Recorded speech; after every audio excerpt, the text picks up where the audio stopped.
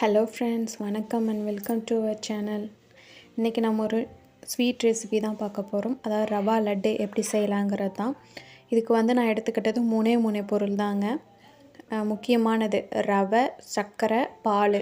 இதை வச்சு தான் ரவா லட்டு செய்ய போகிறோம். அடுத்தது முந்திரி, திராட்சை, ஏலக்காய் ஒரு 5 எடுத்திருக்கேன். முந்திரியும் திராட்சையும் சரி சமமாக எடுத்துக்கோங்க. எந்த அளவு முந்திரி எடுக்கிறீங்களோ அதே அளவு திராட்சை எடுத்துக்கோங்க.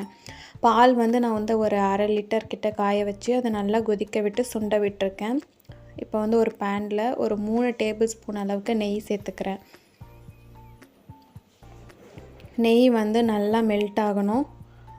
இப்போ நம்ம முந்திரி, திராட்சையை சேர்த்துக்க போகிறோம். இந்த திராட்சை நல்லா உப்பி வர அளவுக்கு வதக்கினா போதும். அடுப்பை லோ ஃப்ளேம்லேயே வச்சு நல்லா வதக்கிக்கோங்க.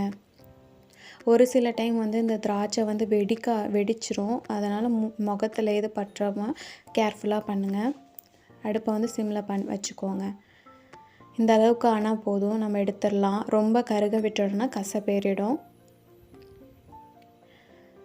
உங்களுக்கு நெய் இன்னும் வேணும்னா நீங்கள் இன்னும் கூட ஒரு டேபிள் ஸ்பூன் சேர்த்துக்கலாம். நான் இதே போதுமானது. 1 கப் ரவை எடுத்திருக்கேன். இது கிட்டத்தட்ட ஒரு 1/4 கிலோ அளவுக்கு இருக்கும்.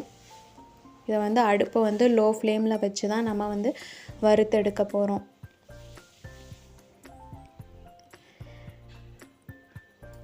இது நல்லா கிளறி விட்டுட்டே இருங்க. கட்டி எதுவும் இல்லாமல் நல்லா மணல் மாதிரி இருக்கணும்.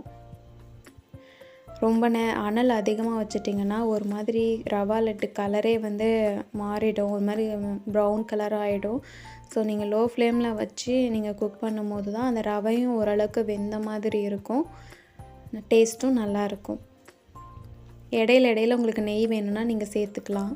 இப்போ நான் ஏலக்காய் ஒரு கொஞ்சமாக சர்க்கரை போட்டு மிக்சியில் அரைச்சி வச்சுருக்கேன். அதை சேர்த்துக்கிறேன். சேர்த்துட்டு நல்லா மிக்ஸ் பண்ணிக்கோங்க. அடுத்தது சர்க்கரையை முழுசாக சேர்க்காமல் மிக்சியில் பவுடர் பண்ணி சேர்த்துக்கிறேன். ரொம்ப நெய்ஸாக பாருங்கள். இந்த அளவுக்கு ட்ரையாக இருக்கிற மிக்ஸி ஜாரில் போட்டு அரைச்சிக்கோங்க. ஈரம் எதுவும் இருக்கக்கூடாது.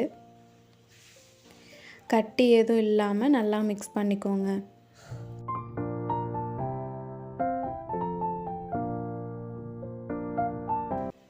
சர்க்கரை சேர்த்துட்டு நீங்கள் அடுப்பை ஆஃப் பண்ணிவிடுங்க.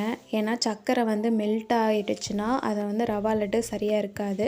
இல்லைனா லோ ஃப்ளேமில் வச்சு இப்போ வறுத்து வச்சுருக்க முந்திரி திராட்சையும் சேர்த்து நல்லா மிக்ஸ் பண்ணிக்கிறேன். இது டேஸ்ட்டு சூப்பராக இருக்கும். நீங்கள் உங்களுக்கு ஸ்வீட்டு எதுவும் செய்ய தெரியாது, பிகினராக இருந்தீங்கன்னா கூட இதை கண்டிப்பாக உங்கள் வீட்டில் செஞ்சு பாருங்கள். 1 கப்பு ரவைக்கு 1/2 கப்பு சர்க்கரை எடுத்திருக்கேன். அதே தான், நீங்கள் 2 கப்பு ரவை எடுக்கிறீங்கன்னா 1 கப்பு சர்க்கரை எடுத்துக்கோங்க. அரைக்கிறதுக்கு முன்னாடி மெஷர்மெண்ட் எடுத்துகிட்டு அதுக்கப்புறமா நீங்கள் பவுட்ரு பண்ணி சேர்த்துக்கோங்க. இப்போ பாலை நல்லா கொதிக்க வச்சுருக்கேன் இல்லையா, அதை கொஞ்சம் கொஞ்சமாக சேர்த்து நல்லா மிக்ஸ் பண்ணிக்கிறேன். கட்டி எதுவும் இல்லாமல். அதிகமாக எடுத்தவுடனே நீங்கள் 1/2 லிட்டர் பாலையும் சேர்க்கக்கூடாது. கொஞ்சம் கொஞ்சமாக அந்த கன்சிஸ்டன்சி வர அளவுக்கு மட்டும் சேர்த்தா போதும். வடிகட்டி சேர்த்துக்கோங்க பாலை. அந்த ஏடையோடலாம் சேர்க்கக்கூடாது.